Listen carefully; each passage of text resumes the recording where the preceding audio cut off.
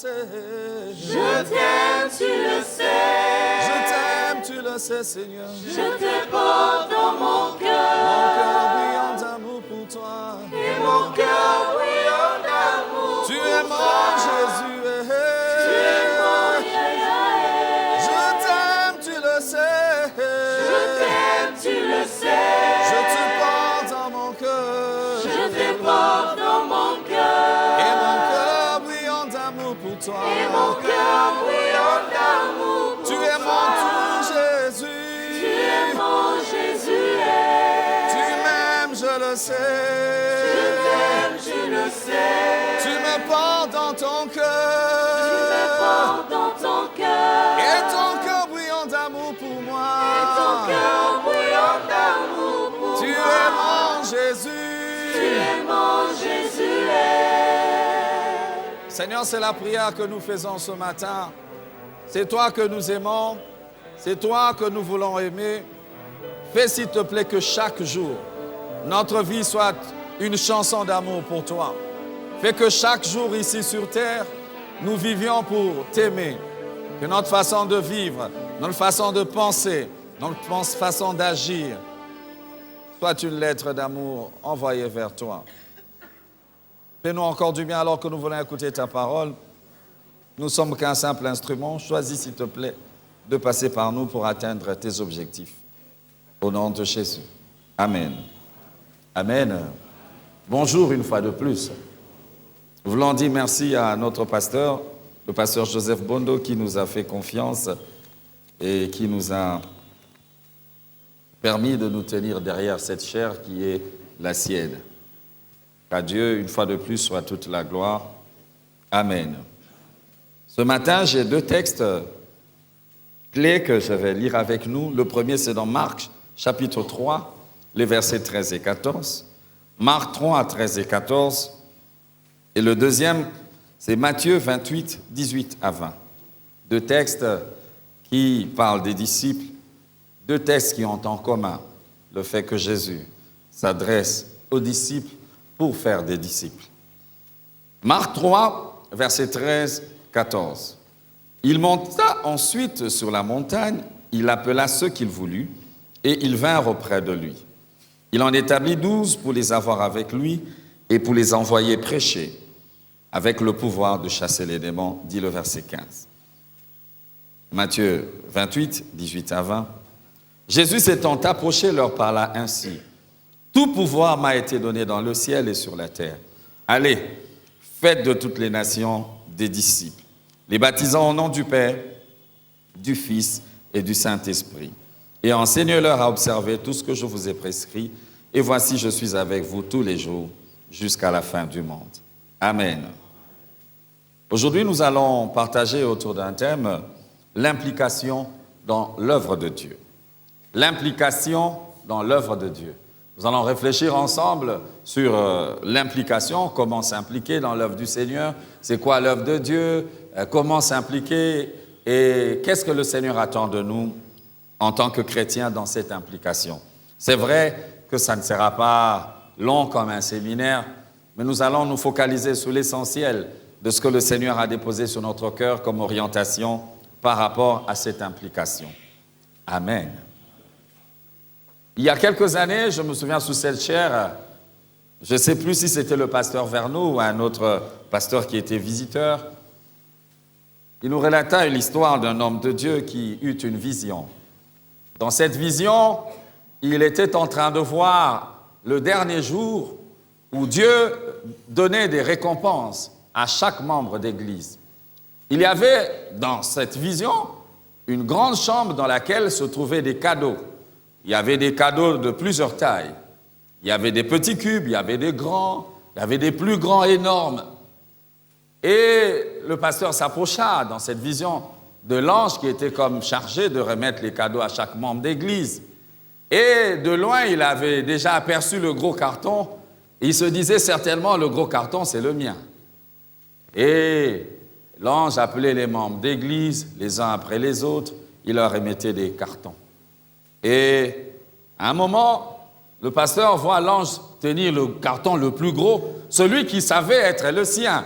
Au fond de lui, il se disait, c'est quand même moi le pasteur, donc le gros carton, c'est le mien. Bizarrement, le gros carton va être remis à une vieille femme. Une vieille femme, elle marchait à peine quand elle était encore ici sur terre. C'est comme si on la poussait. Elle était une vieille femme qui venait à l'église toujours à temps et qui partait la dernière parce que vieille, elle ne savait pas marcher. Alors, curieux, le pasteur demande à l'ange, il dit, mais comment c'est moi quand même qui devais avoir le gros carton? Comment la plus grosse part revient à cette dame et encore à cette vieille dame? Le pasteur lui dit, cette vieille femme, l'ange lui dit, cette vieille femme, tout ce qu'elle fait dans ses journées, c'est tricoter. Elle tricote du matin au soir, et même la nuit, quand elle n'a pas sommeil, elle tricote. Mais à chaque fois qu'elle tricote, elle prie pour toi, elle prie pour l'Église. Pendant que toi, tu prêches bien et que les gens t'acclament, pendant que tu as l'impression que tu as un ministère qui prospère, c'est elle, au fait, qui fait le gros du travail. Le dernier jour sera un jour de surprise parce que les à peu près, les semblants, les faces que nous présentons souvent seront dévoilées. Le dernier jour sera un jour où Dieu révélera à la surface ce que nous aurions été réellement ici sur terre. Des vrais chrétiens, des faux chrétiens, des semblants de chrétiens, je ne sais. Mais plaise à Dieu que chacun d'entre nous puisse prendre au sérieux son appel pour servir Dieu. Alléluia. Que chacun de nous travaille sur sa vie chrétienne, que chacun de nous travaille sur la qualité de sa vie en tant qu'enfant de Dieu.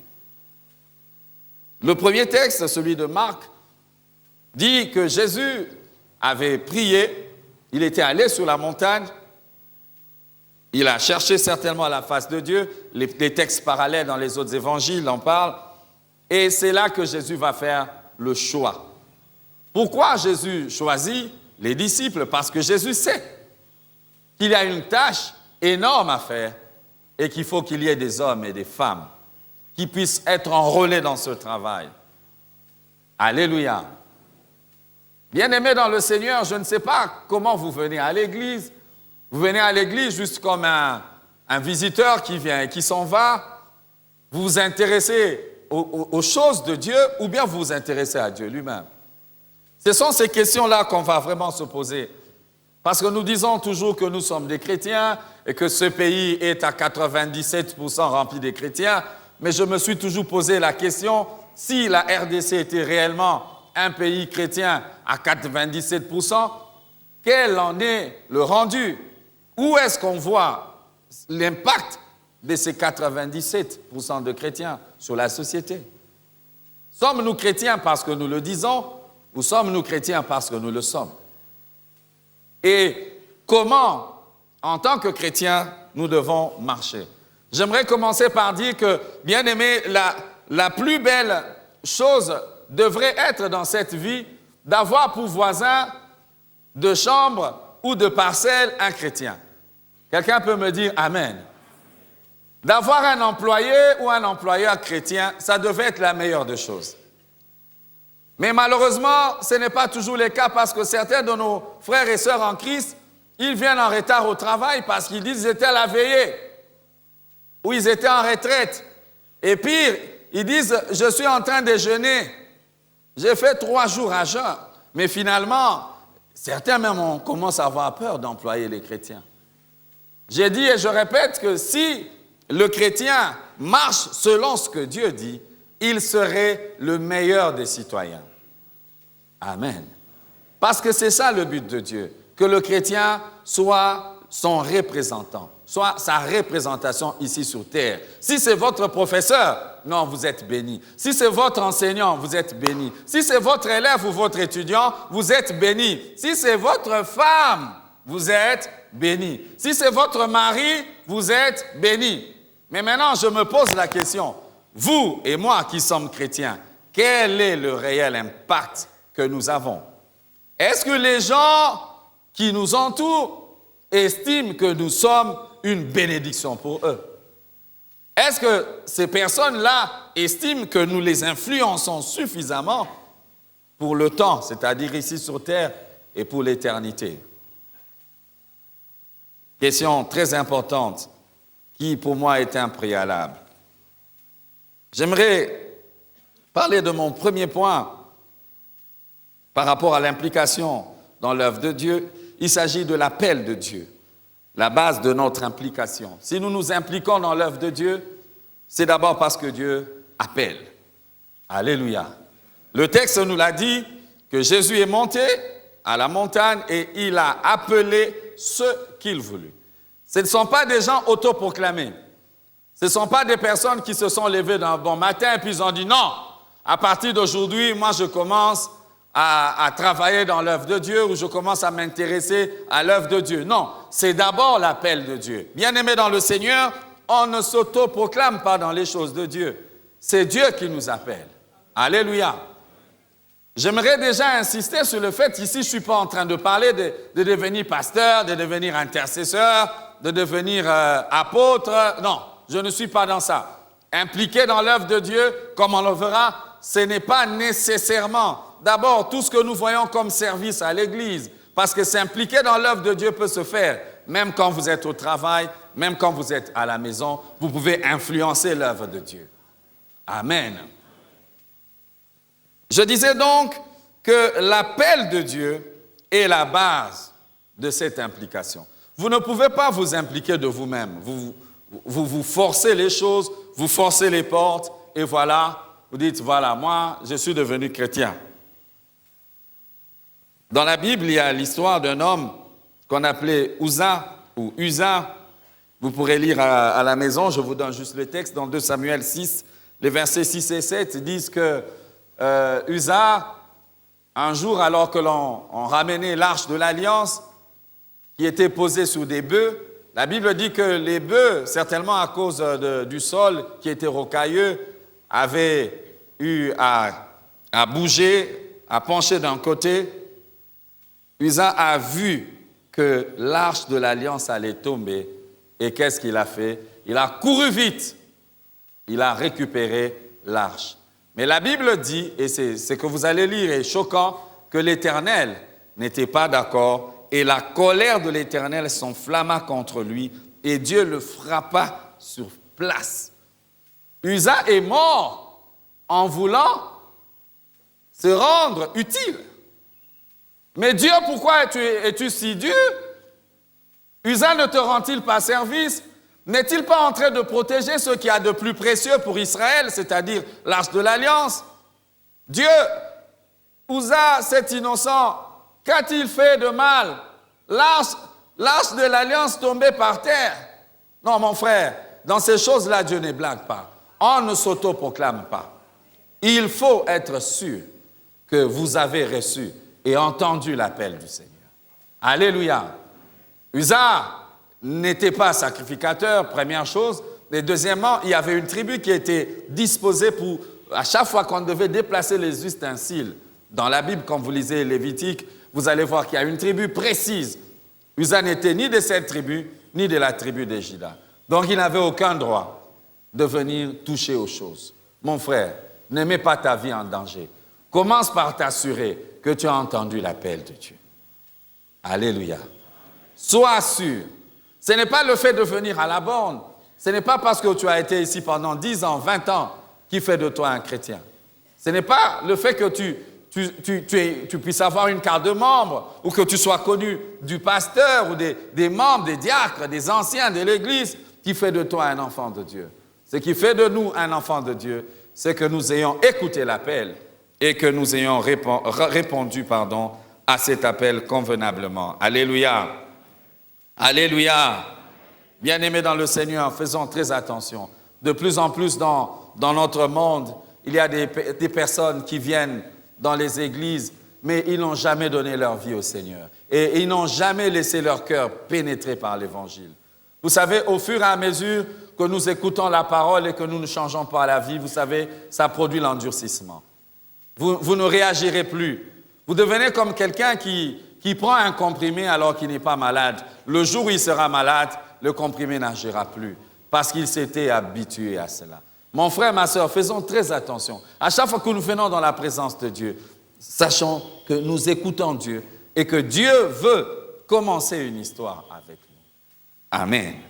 L'appel de Dieu est inévitable. vous ne pouvez pas l'éviter. C'est vrai que Dieu, dans sa grande bonté, il n'appelle pas que les gens qui ont certaines qualités. L'appel de Dieu concerne tout le monde. Dieu peut vous appeler alors que vous pensez ne pas avoir les capacités. Vous vous dites certainement, il me manque ceci, il me manque ce talent, il me manque cette chose. Mais Dieu, quand il vous appelle pour ce qu'il va faire avec vous. Comme on aime le dire souvent, Dieu n'appelle pas les qualifiés, mais Dieu qualifie les appelés. Dieu regarde les gens avec leurs défauts, avec vos défauts. Peut-être vous ne priez pas encore assez, mais Dieu s'intéresse à vous. Quand vous lisez le texte, plus loin vous allez voir, la Bible parle même de Judas. On dit qu'il avait aussi choisi Judas qui devait le trahir.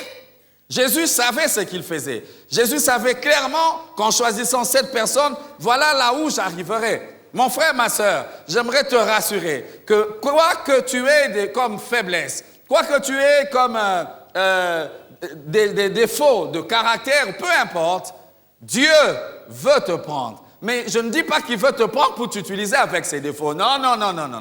Dieu t'aime tel que tu es, mais Dieu ne veut pas t'utiliser tel que tu es.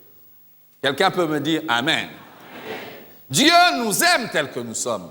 Dieu voit que nous avons un cœur partagé. Dieu voit que vous avez encore peut-être une vie dissolue, mais Dieu vous lance son appel. Et en vous lançant cet appel, c'est là que commence l'histoire avec lui.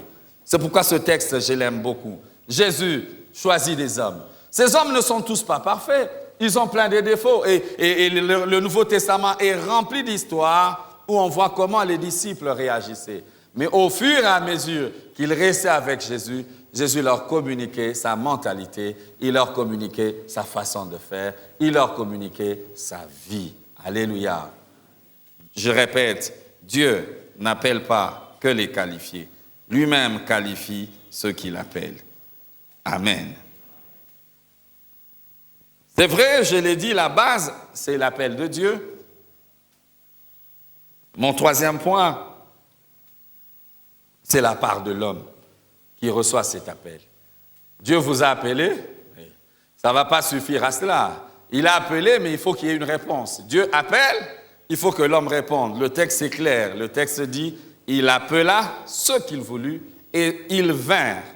Ces personnes-là vont faire une action. Le verbe venir, un verbe d'action qui montre que ces hommes, ces 12 personnes, vont faire un pas vers Jésus. Donc, il ne suffit pas seulement de recevoir l'appel, mais il faut réagir convenablement à cet appel. Alléluia. Beaucoup reçoivent l'appel du Seigneur. Beaucoup même viennent à nos cultes. Ils écoutent les prédications et Dieu leur parle.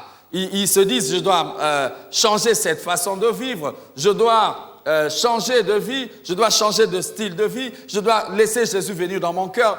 Mais jamais ils ne font le pas, comme les disciples qui vinrent auprès de lui.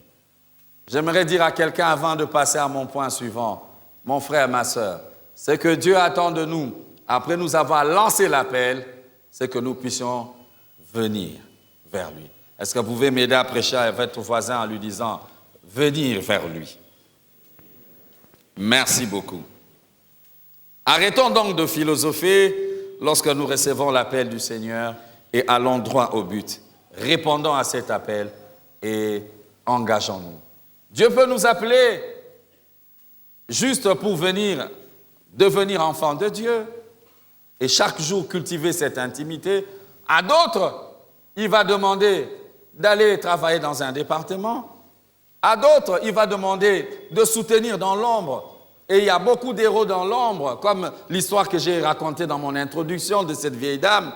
Des gens qu'on ne connaît pas, des gens qui n'ont pas de macarons d'ouvriers, des gens qui n'ont pas de macarons d'intercesseurs, mais des gens qui prient pour cette église, des gens qui jeûnent pour cette église. On ne les connaît pas. Le pasteur Bondo ne les connaît pas. Aucun ancien ne les connaît, mais quand cette église est dans sa stabilité, c'est peut-être les prières de cette personne-là. Ce que Dieu cherche, c'est cette qualité-là. D'abord, il veut des hommes et des femmes qui répondent à l'appel. Mais il y en a aussi qui peuvent participer, peut-être avec des moyens logistiques, avec des moyens financiers. On le voit dans le Nouveau Testament, quand Paul, par exemple, arrive dans Actes 16, la Bible dit qu'ils arrivent dans une ville, celle de Philippe, et là, il se trouve une femme qui s'appelait Lydie. On dit qu'elle était une femme d'affaires. Elle va accueillir les apôtres et elle va leur donner un terrain pour qu'ils commencent à évangéliser. Ainsi va naître l'église de Philippe. Et plus tard, l'apôtre écrira l'épître aux Philippiens. Mais cette histoire a commencé parce qu'il y avait quelqu'un qui ne prêchait pas, mais qui avait donné un espace. Alléluia.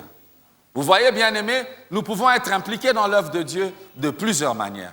Mais le problème, c'est que très souvent, quand nous venons à l'église, nous ne nous intéressons pas à ce qui se fait de l'œuvre de Dieu, à ce qui se fait dans l'œuvre de Dieu. Nous ne nous intéressons pas à prier pour ceux qui prêchent, mais nous nous intéressons souvent à critiquer. Ah, tu as vu le modérateur quand il a entonné cette chanson. Ah, tu as vu la chorale. Combien de fois tu pries pour la chorale? Combien de fois as-tu déjà prié pour les pasteurs? Vous êtes venus à ce culte, gloire à Dieu, mais combien d'entre nous ont prié pour les instrumentistes? Combien? Nous aimons facilement critiquer. Je me souviens, je pense l'avoir déjà dit ici, qu'il est très important que nos prières pour l'œuvre de Dieu dépassent les critiques que nous faisons. Parce que si nous, tout ce que nous savons faire, c'est critiquer, c'est dire du mal, Dieu ne nous voit pas convenablement. Frères, nos prières peuvent changer les choses. Quelqu'un peut dire Amen. L'Église a besoin des hommes et des femmes solutions. Des hommes et des femmes, quand ils arrivent, ils regardent, ils disent, je peux m'impliquer dans l'œuvre de Dieu. Il manque 4 chaises là-bas. Il manque, je ne sais pas, une ampoule. Il manque un balai. Le plus important, ce n'est pas la quantité de ce que vous donnez, mais ce que votre cœur donne. Alléluia. Mais le problème, c'est que dans notre psychologie, il y a des acteurs et des spectateurs. Certains viennent en disant tout simplement, bon, ils vont organiser les choses, bon, moi je m'assois. Et comme je suis qu'un spectateur, je me donne directement le droit d'évaluer et de critiquer. Gloire à Dieu, la critique n'a rien de subjectif au fond, mais lorsqu'elle est négative, c'est là que ça commence à créer des problèmes. Mon frère, ma sœur, que Dieu donc nous aide à saisir son appel. Tous, nous n'allons pas devenir des prédicateurs. Tous, nous n'allons pas chanter comme notre frère ici. Mais tous, nous pouvons faire quelque chose. Amen. Tous, nous pouvons nous rendre utiles. Je me souviens, il y a quelques années, j'étais parmi les responsables d'une des cellules de la Borne et on organisait une campagne d'évangélisation. Je n'oublierai jamais ça, ce frère. Et toujours dans mon esprit, à chaque fois que je pense aux hommes qui se donnent au service de Dieu. Ce frère venait à la prière, il n'avait aucune responsabilité.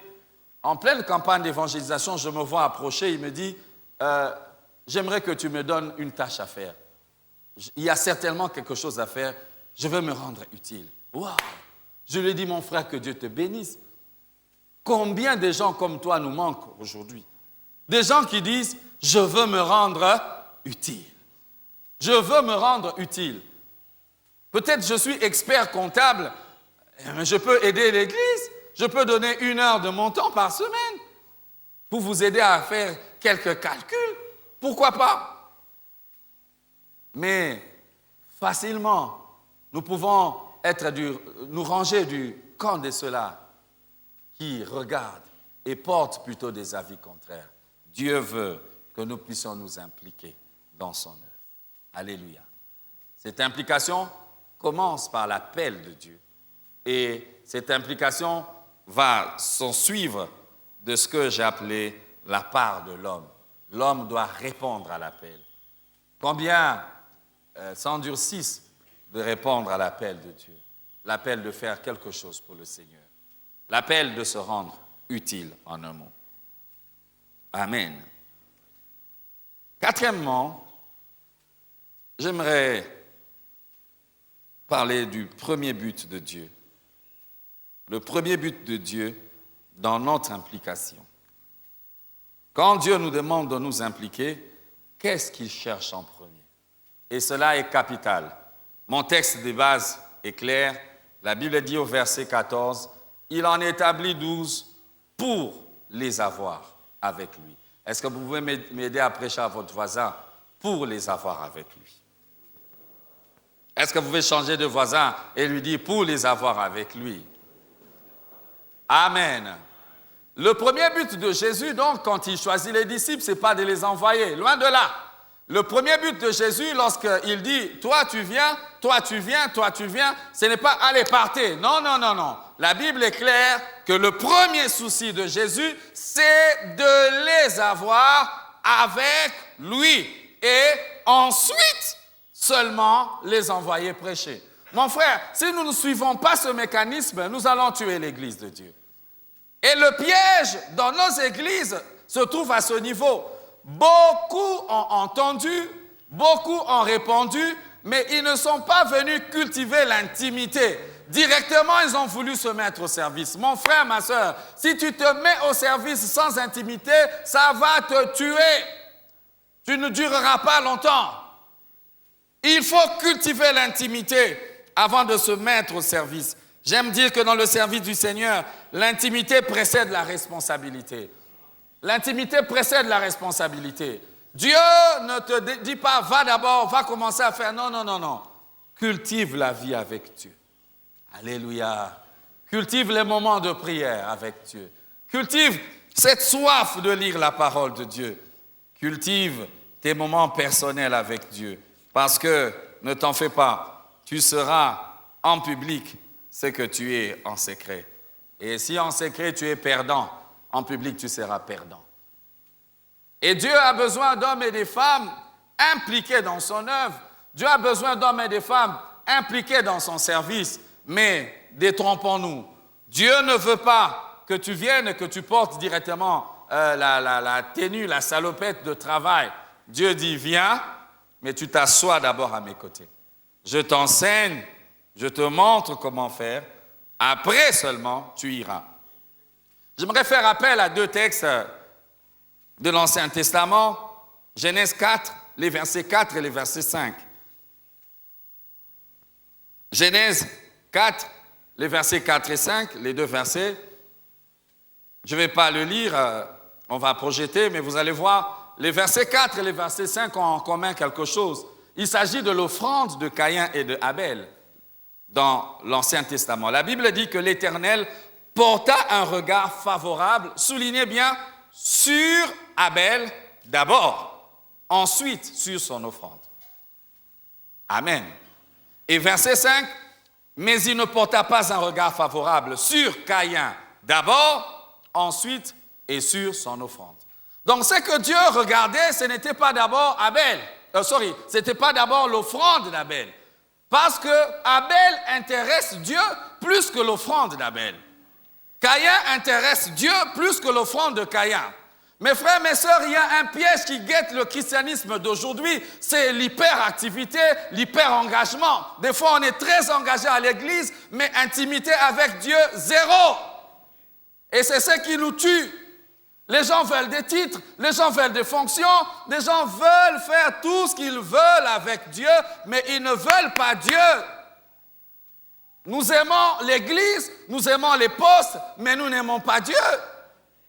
Nous aimons les macarons. Quelqu'un m'a dit une fois, j'aimerais entrer dans la chorale. J'ai dit, il y a d'autres départements, pourquoi tu choisis seulement la chorale? Je ne dis pas que c'est votre cas, vous tous. Hein? Puis il me dit, non, mais moi j'aime quand je les vois devant là. Ah, ils sont beaux.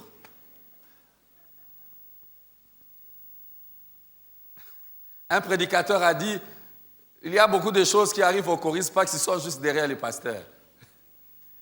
Ils sont souvent directement derrière les pasteurs. Et quand quelqu'un n'arrive pas à faire le mal au pasteur, il va faire le mal au choriste. Ça n'engage que cet homme de Dieu-là. Mais j'aimerais dire, mon frère, ma soeur, que ce que nous sommes pour Dieu l'intéresse plus que ce que nous faisons pour lui. Ne renversons pas les rôles. Et j'aimerais m'adresser particulièrement à ceux-là qui ont fait beaucoup d'années dans la foi. Ceux qui ont fait beaucoup d'années dans les églises, ou particulièrement dans l'église. Parce que nous, je suis de ceux-là qui ont fait longtemps à l'église. C'est sans orgueil. J'ai fait près de 30 ans dans cette église. Et je peux vous dire qu'il y a une chose qui peut te tuer si tu fais longtemps dans une église. J'aimerais que tu me dises Amen d'abord, puis je vais te dire. Si tu fais longtemps dans une église, pour que tu arrives à survivre, il faut que tu puisses continuellement te rappeler des choses qui ont fait ta force quand tu as commencé. Parce que si tu n'utilises pas ce qui avait fait ta force quand tu as commencé, tu ne continueras plus. Il faut regarder ce qui était tes forces quand tu as commencé. Parce qu'après 20 ans, 30 ans, 40 ans de vie chrétienne, certains ne prient plus. Je vous dis, je vous parle des choses que je connais. Certains ne prient plus. J'ai eu un membre de famille qui me disait qu'il ne lit plus la Bible. Il la connaissait entièrement. Il m'a dit, mais j'ai lu ça des tas de fois. Quel est le nouveau verset qu'on a ajouté? Parce qu'on a fait longtemps à l'église. On connaît tous les pasteurs. On peut raconter toutes les histoires. En telle année, tel pasteur américain, tes frères. Le but de Dieu, c'est qu'il les ait avec lui et ensuite il les envoie. Et Dieu regarde Abel avant de regarder à l'offrande d'Abel. Je t'en supplie. Abel, ne te précipite pas d'abord sur l'offrande. Dieu, ce qui regarde, c'est toi. Dans Matthieu, chapitre 7, les versets 22 à 23, un des textes qui me fait toujours mal, la Bible montre comment est-ce que Dieu est en train de mettre à la porte une catégorie de personnes pour qu'ils n'entrent pas au ciel. On les envoie en enfer, le lieu de condamnation éternelle. Et alors Jésus dit, plusieurs me diront ce jour-là, Seigneur, Seigneur, n'avons-nous pas prophétisé en ton nom? N'avons-nous pas chassé des démons en ton nom? N'avons-nous pas guéri les malades en ton nom? N'avons-nous pas fait beaucoup de miracles par ton nom? Alors je leur dirai ouvertement, je ne vous ai jamais connu. Retirez-vous de moi, vous qui commettez l'iniquité. Souvent, quand les religieux lisent ces textes, ils pensent que Jésus s'adresse aux magiciens, aux sorciers. Faux. Ce texte ne parle pas des faux prophètes. Non. Ce texte ne parle pas des gens hérétiques. Non. Ce texte parle des gens qui ont réellement chassé les démons au nom de Jésus. Des gens qui ont réellement fait des miracles au nom de Jésus. Des gens qui ont prophétisé réellement au nom de Jésus. Mais ce qui est surprenant en lisant ce texte, c'est de se rendre compte qu'à l'enfer, il n'y aura pas seulement que les impudiques. En enfer, il n'y aura pas seulement les assassins. En enfer, il n'y aura pas seulement toutes les personnes de mauvaise vie. En enfer, parmi les locataires, il y aura des gens qui ont, dans leur passé, chassé les démons. Des gens qui, dans leur passé, ont eu à prier donc. Des gens qui ont eu à prier, par qui les miracles se sont passés. Mais comment cela va-t-il se faire que ces personnes se retrouvent à cet endroit? C'est ce que j'appelle, mes bien-aimés, le piège de rester longtemps dans les choses de Dieu, sans continuer à aimer Dieu. Rester seulement dans les choses, mais on n'est plus avec Dieu. Seigneur, garde-moi de cela, garde mon frère de cela, garde ma soeur de cela. Je prie que cela ne t'arrive pas, mon frère. Je prie que cela ne t'arrive pas, parce qu'il n'y a pas plus grave comme aveuglement que celui qui sert Dieu sans être avec Dieu. Et il n'y a pas plus perdu qu'un homme qui est perdu dans l'église, avec un macaron. Et cela attriste Dieu. Jésus dit que donc le jour où les gens iront en enfer, il y aura aussi quelques personnes qui dans leur vie sur terre avaient dit « Au nom de Jésus !» Mon frère, je le répète, vous intéressez Dieu plus que ce que vous faites pour Dieu. Ce matin, je suis venu motiver quelqu'un à s'impliquer dans l'œuvre de Dieu, mais il m'a semblé très important d'insister d'abord sur les préalables. Vous allez vous impliquer, mais il faut que vous puissiez d'abord être intime. S'il n'y a pas d'intimité, votre vie n'aura aucun impact. Alléluia. Il faut que votre responsabilité en tant que chrétien puisse rester proportionnelle à votre intimité.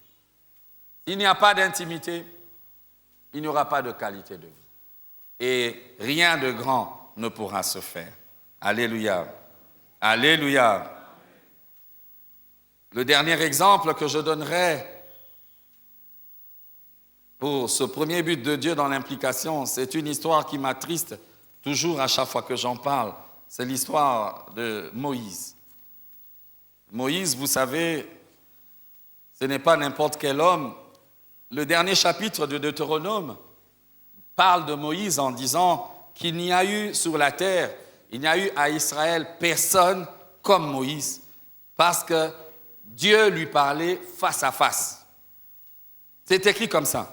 Il n'a plus paru en Israël de prophète semblable à Moïse, car l'Éternel conversait avec lui face à face. Je ne sais pas, qu'est-ce que vous comprenez par face à face? Que Moïse et Dieu parlaient comme vous parlez avec votre frère, votre mari. Donc Moïse, il ne fermait pas les yeux. Oh Dieu! Je me dis toujours, Moïse ne chantait pas des cantiques. Moïse n'avait pas besoin de dire, oh, Yokumama. Moïse, Dieu, comment on va faire pour les faire sortir du Jourdain là? Ah non, tu vas faire ceci. Comment on va faire pour arriver à tel endroit? Dieu lui parlait face à face. Le verset 11 de Deutéronome 34 dit que nul ne peut lui être comparé pour tous les signes et les miracles que Dieu l'envoya faire au pays d'Égypte contre Pharaon. Numériquement, c'est-à-dire que si vous comptez les miracles des hommes de Dieu, il n'y a que Jésus qui dépasse Moïse en homme des miracles. C'est un homme extrêmement puissant, un homme de Dieu. Un homme qui a reçu l'appel authentique de Dieu et un homme par qui Dieu s'est manifesté. Mais il y a quelque chose de surprenant lorsque vous voyez l'épisode de Nombre 20 où Dieu refuse à Moïse d'entrer dans la terre promise. Il connaissait Dieu face à face. Il lui parlait face à face. Mais c'est lui que l'Éternel punit. Le texte dit, si vous lirez à la maison, Nombre 20, 10 à 12, qu'ils avaient convoqué les enfants d'Israël et Moïse va s'avancer avec son frère Aaron. Ils vont dire, écoutez donc, rebelles, est-ce que c'est de ce rocher que nous ferons sortir de l'eau? Et puis Moïse leva la main et frappa 2 fois le rocher avec sa verge. Et puis de l'eau sortit. Dans ce texte, il y a naturellement 2 choses sur lesquelles les commentateurs bibliques sont d'accord. L'orgueil de Moïse, parce qu'il dit « je vous ferai sortir ». Nous allons vous faire sortir de l'eau. Ce n'est plus l'Éternel. Ah mon frère, attention, attention, attention.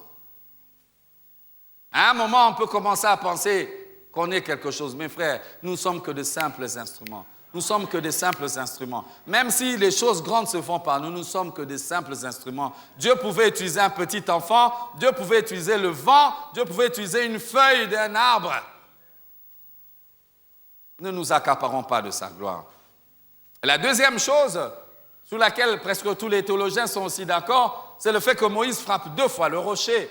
Parce que le rocher, dit Paul dans Corinthiens, ce rocher qui suivait Israël était Christ.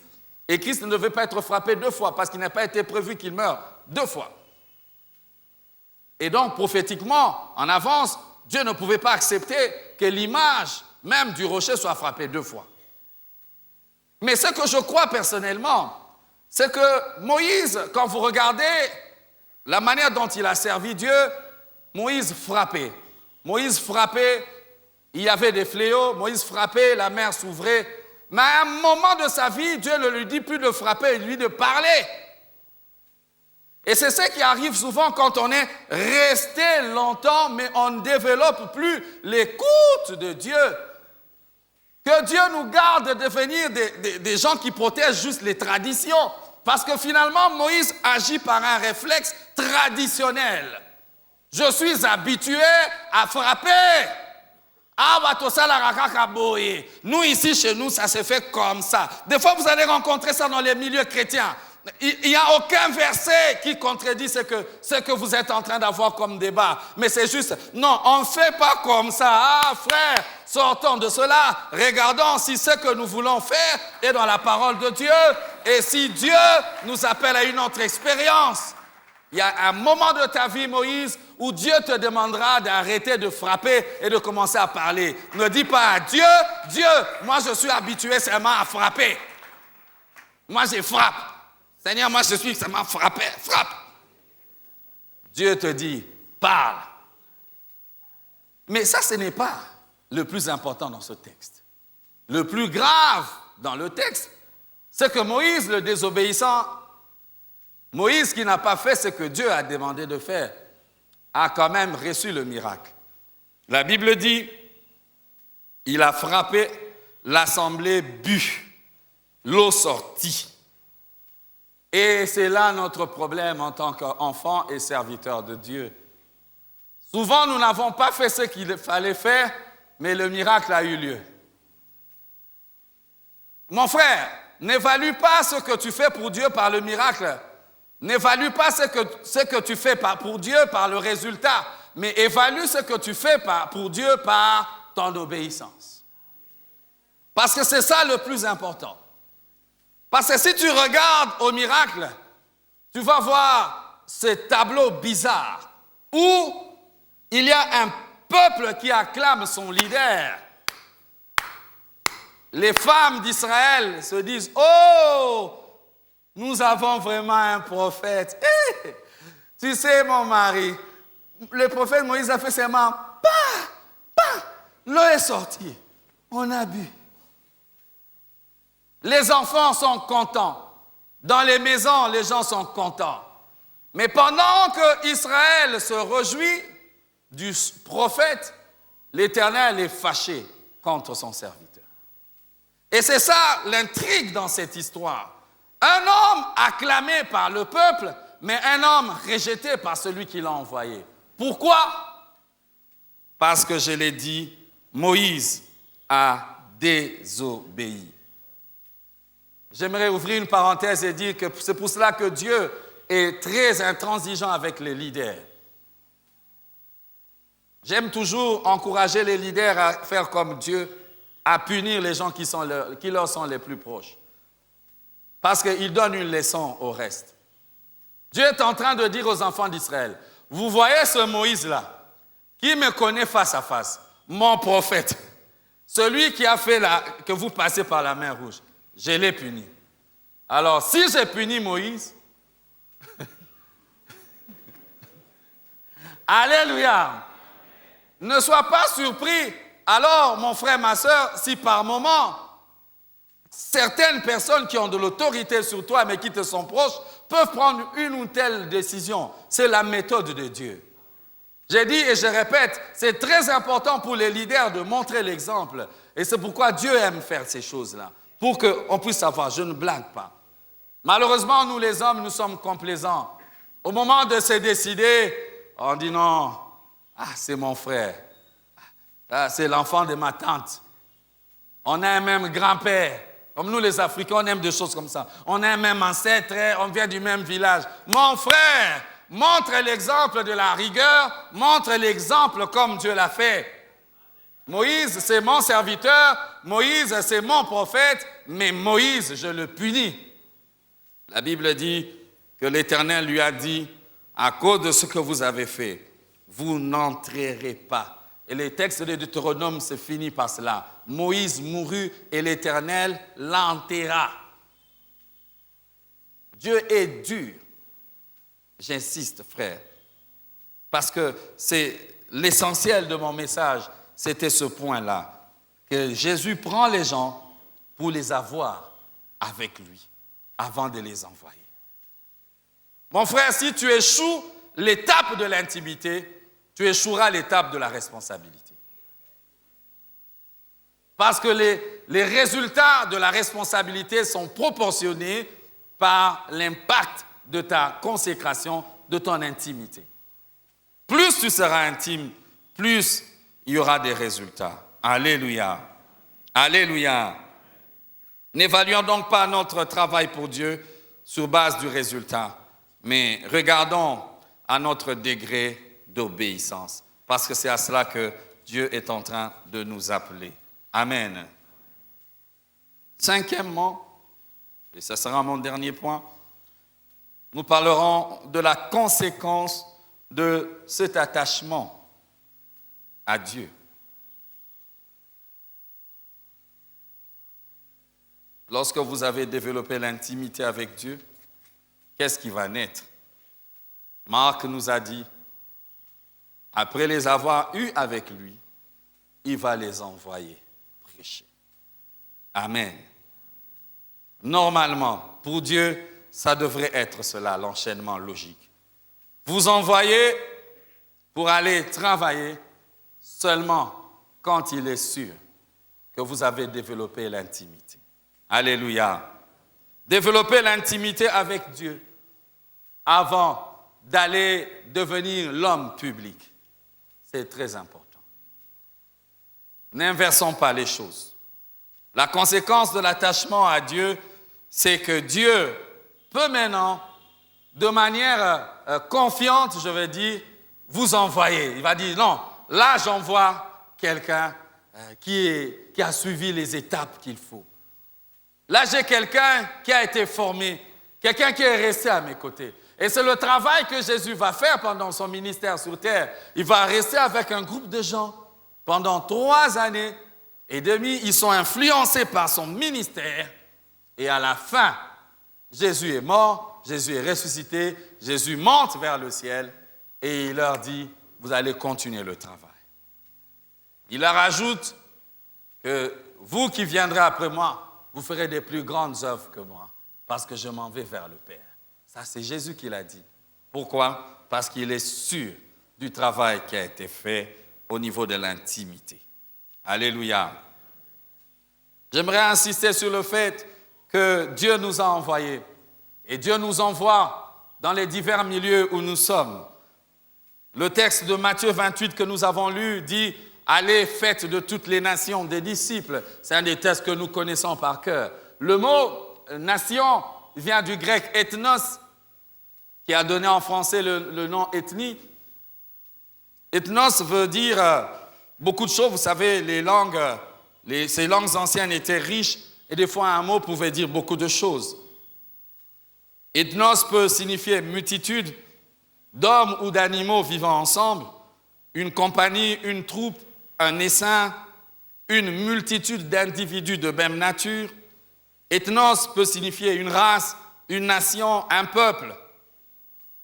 Mais ce que j'aime particulièrement, c'est que ethnos peut vouloir dire aussi un ensemble d'hommes qui parlent le même langage. Alléluia.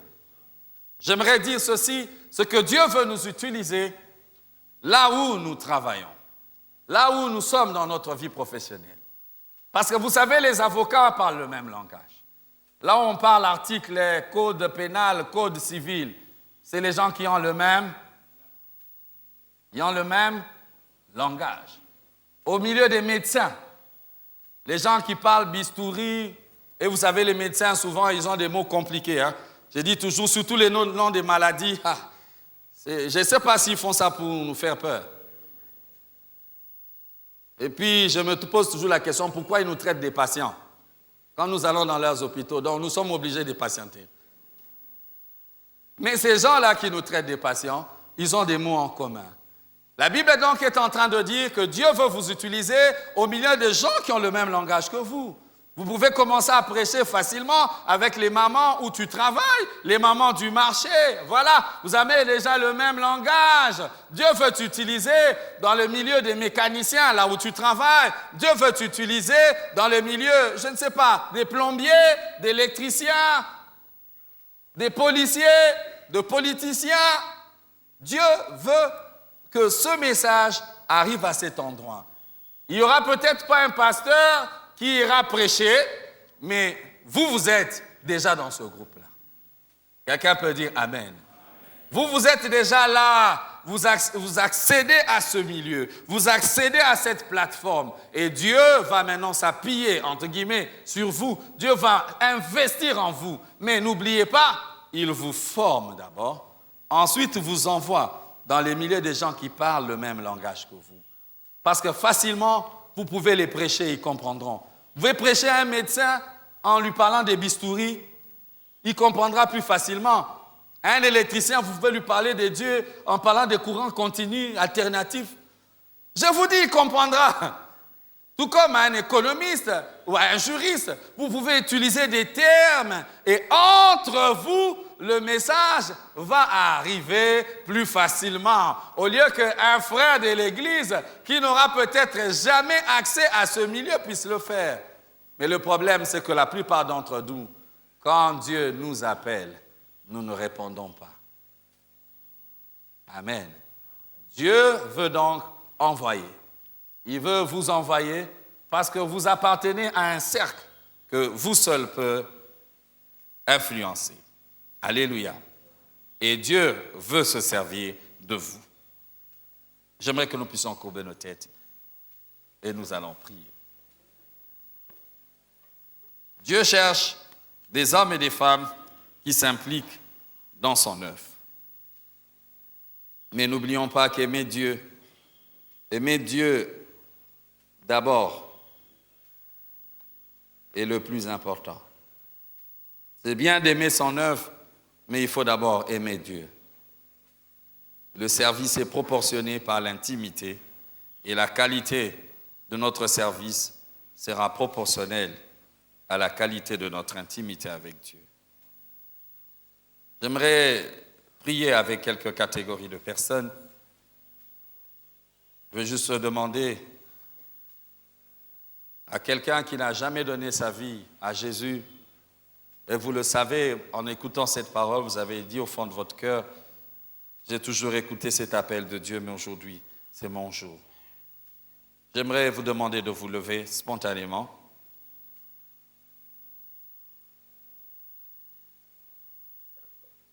Vous n'avez jamais donné votre cœur à Jésus. Et aujourd'hui, vous avez senti et compris, réalisé que c'est votre jour. Deuxièmement, j'aimerais prier pour tout celui qui veut que le Seigneur puisse restaurer son intimité. Il se rend compte qu'il a gardé la tenue, il a gardé le macaron, il a gardé les clés, mais il n'a plus le cœur. L'intimité est partie. Aujourd'hui, Dieu veut nous restaurer dans notre intimité. Si vous êtes là aussi, je vous demanderai de vous lever alors que nous avons les yeux fermés. Merci pour tous ceux qui se lèvent. Je vais demander à la troisième catégorie, vous étiez autrefois impliqués dans l'œuvre de Dieu. Autrefois, vous donniez, autrefois, vous donniez, mais aujourd'hui, vous êtes victime de la routine et vous êtes retirés. J'aimerais vous demander aussi de vous lever si vous êtes là dans la salle. Enfin, la dernière catégorie, j'aimerais prier avec tous ceux qui veulent s'impliquer. Vous avez pris la décision à partir d'aujourd'hui. Moi aussi, je vais m'impliquer dans l'œuvre de Dieu. Si ça ne vous dérange pas de vous lever, alors que je demanderai à papa Timothée de venir prier pour vous. Dans mon cœur, j'ai choisi suivre Jésus. Oui, pour toujours, oui, pour toujours. Et pour toujours, Oh, dans mon cœur, je choisis de suivre Jésus. Oui, pour toujours, Oui, pour toujours. En mon cœur, j'ai choisi de suivre Jésus. Oui, pour toujours. Oui, pour toujours. En mon cœur, j'ai choisi de suivre Jésus. Oui, pour toujours. Oui, pour toujours. On frère, la première des choses que vous devez faire, vous devez vous repentir. Demande pardon au Seigneur pour dire, vous avez été faible dans la méditation de la parole de Dieu. Vous n'avez pas cette intimité avec le Seigneur. Demande d'abord pardon à Dieu. Et le Seigneur est prêt à vous pardonner. Oh Jésus, tu vois ces hommes, ces femmes qui sont debout, Seigneur, devant toi. Et tu connais les problèmes de tout un chacun, oh Dieu. Mais Seigneur, notre prière est que tu viennes et que tu pardonnes, oh Jésus. Seigneur, viens et pardonne. Seigneur, viens et pardonne. Oh, merci Seigneur pour tout ce que tu es en train de faire ce matin. Oh, merci Seigneur de prendre mon frère, de prendre ma soeur, de les laver par ton sang précieux, oh Jésus. Ton sang a coulé. Ton sang a coulé afin que nous puissions être pardonnés, lavés, purifiés, oh Jésus. Seigneur, nous voulons être purs devant toi. Merci Père de prendre tout un chacun. Tous ceux qui sont mis debout, ils sont venus à toi. Oh, merci pour ta grâce et pour ton amour. Que toute la gloire te revienne. Merci Seigneur. Seigneur, nous voulons nous engager dans ton œuvre. Nous voulons travailler avec toi. Nous voulons marcher avec toi. Nous voulons vivre pour toi, oh Dieu. Nous voulons nous identifier à toi. À chaque pas que nous voulons faire, Seigneur, nous voulons être pour toi. Merci, merci, oh Dieu. Oui, notre vie est à toi. Notre vie est à toi. En quelque lieu que nous pouvons être, au marché, à l'école, au travail. Seigneur, nous voulons témoigner ta gloire. Nous voulons, Seigneur, manifester ton caractère. Aide chacun de nous à vivre réellement cette vie. Aide chacun de nous, Seigneur, de gloire à te suivre. Merci, oh Dieu. Alors que nous voulons prendre ces offrandes, Seigneur, que tu les bénisses et que tu bénisses toutes choses. Dans le nom de Jésus, nous prions. Et nous disons tous Amen. Que le nom du Seigneur soit béni. Est-ce que nous pouvons acclamer le Seigneur?